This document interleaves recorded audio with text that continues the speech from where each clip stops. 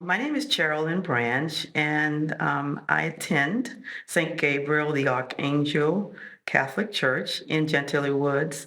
Pretty much have been there since the age of 6 when we moved into the area. I'm a cradle Catholic. My father was Baptist, my mother was Catholic, so we were all raised Catholic. But been attending and a part of whatever parish I've moved to and wherever I've moved, involved in ministries. Currently, I coordinate the School of Religion at St. Gabriel the Archangel and am involved in other aspects, including the board at St. Gabriel. Currently, my job is as executive assistant to the CEO of Moulton Charter School.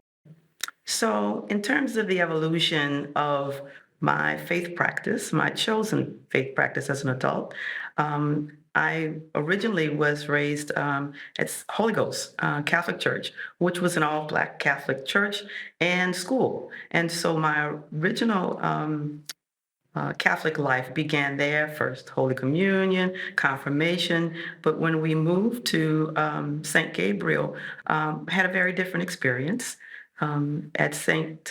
At Holy Ghost, actually, we could sit anywhere in the church because it was pretty much a Black Catholic parish and started by St. Catherine Drexel.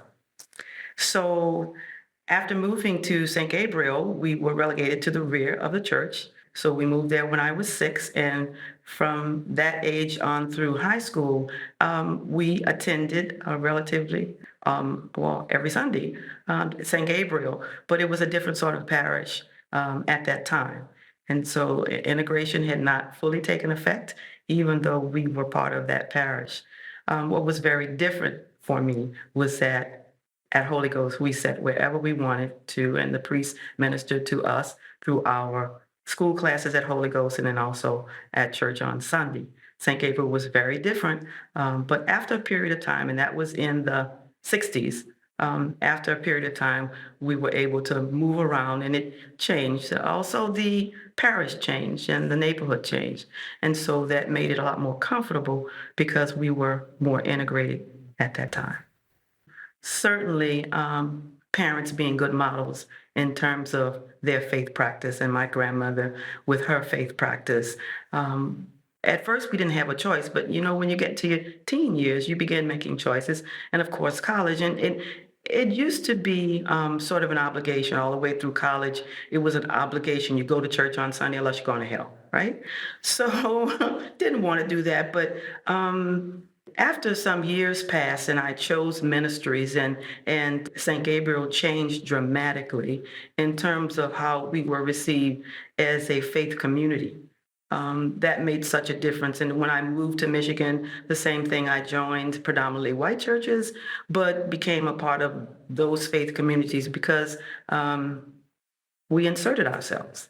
And so we pushed in because faith is something that you have that means so much, but as a Black Catholic, you have to fight for it. And so learning how to do that and being comfortable doing that and then being asked to do some of the work in the church, it became a part of what I knew that I should do. I don't think God put me here to just sit on the side and sit in a pew. So being comfortable with that is something that came from my parents and came from my grandmother because of their faith practice. So I learned it at home. And then I have to mention Doug Duson, who was at St. Gabriel for so many years. He will ask you those questions, about what I'm going to do, or, can you do this, or would you commit to whatever? And so I became much more active after moving back to the city. It's so important to maintain your own identity, your roots, that of your family, the love of your own community, but also to be a part of a faith community, because a faith community is not about color. It is about what you believe in your relationship with God. And since our God is the God of love, then it is about practicing that and living that and believing that there is restoration for all of us. And there's also a place for all of us. But some things are given to you. Some things you have to go out and get. And recently that was tested for me. But meeting the challenge and being placed in a community where you have information, where you know who you are, and where you have to invest in your own faith. I think it's just it's necessary. I would encourage anyone who is struggling to understand their own relationship with God.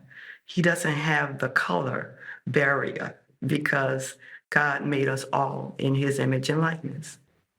In terms of overcoming challenges, about 5 years ago, I was informed that my ancestry was at Georgetown University, or not necessarily at Georgetown, but came through the Jesuit priests who enslaved my great grandfather and his siblings and his parents.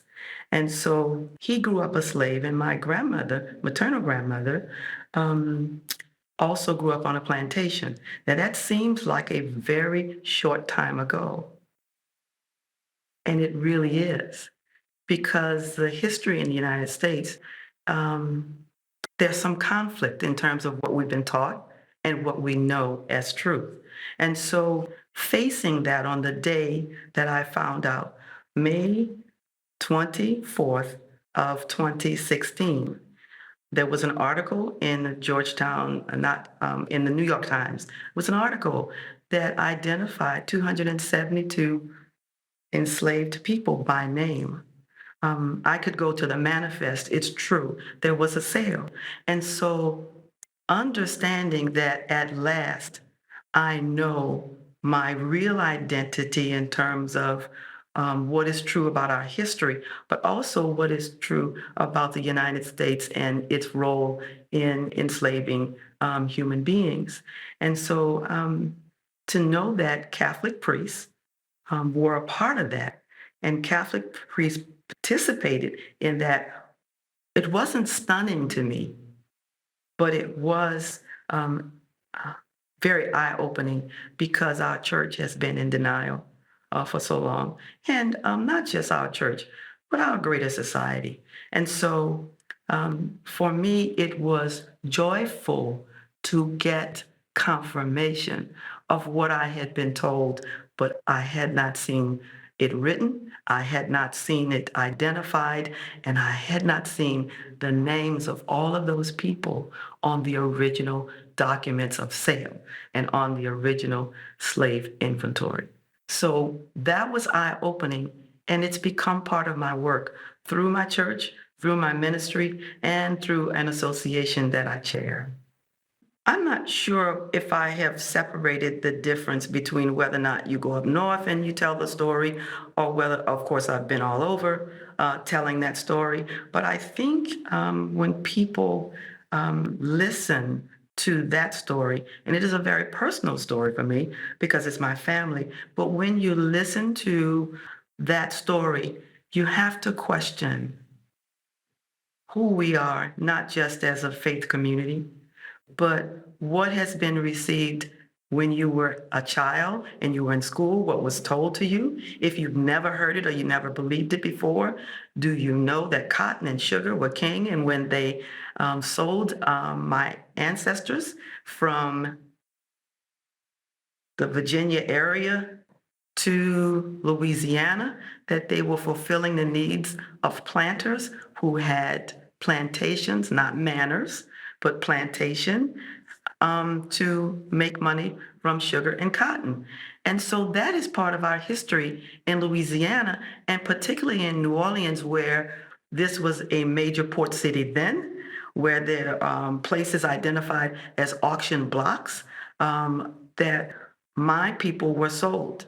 Now, I've known it because my parents said it, but to see it in print, in writing, is another way of identifying the truth. And what I like about understanding my story, my family's story, because it's truth. And truth has been withheld from us, even from white Catholics, just because wherever you go to school, usually that's where you learn your history. It's not usually through your parents, but for us, we identify with two separate histories in our own Catholic faith. And so what it has allowed me to do moved me to do, pushed me to do, was to identify the truth for others as we know it today. I love being Catholic. I love my faith. I embrace it fully. It's not about the color of my skin, although I enjoy practicing my faith as a Black Catholic for sure. But I also, having been to Catholic school from kindergarten through 12th grade, and by the way, I mentioned St. Catherine Drexel because she has so much to do with our history here, particularly as Black Catholics, because she opened those schools for us because she wanted Black Catholics to have the same opportunity for education that white Catholics had. And so going to a school where she opened at Xavier Prep, my mother went there. I have cousins who went there and a brother that graduated. It means a lot to me because it is a part of who I am, not apart from, but it is a part of who I am. So that for me is a joyful aspect of my life, but it also helps me to identify who we can be as Catholics and who we should be as Catholics.